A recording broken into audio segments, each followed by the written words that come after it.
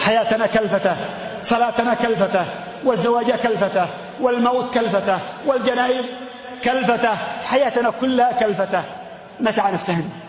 حتى الصلاة عاد دخل، عاد احنا أذنا، اطرح الأحذين أنا في قلبك، عادك دخل اطرح الأحذين وصلي ركعتين أنا في قلبك، خلاص طاهم. ومن ذا يصلي بنا قالوا فينا قال الله حيطول أمان.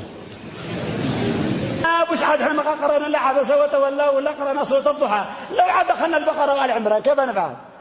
مع نصلي ولا مع بأحد؟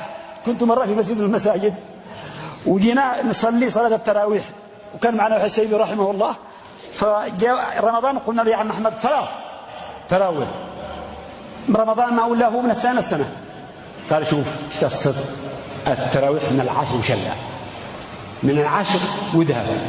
قلنا خير الله كنا نصلي ويتروح. جينا يوم 10 هي عم أحمد صلى على النبي الليل تراويح رمضان إذا قلنا التراويح والليالي المباركة إلا من 20 وذهب. قلنا من 20 صبرنا على 20 قلنا يا عم أحمد الليل قال احنا ب20 قال تشتصد هو ما بش برمضان إلا 3 27 و28 29 أمان. قلنا نصبر. جينا يوم 27 هي عم أحمد الليل صلاة قال أعيدك مع باقي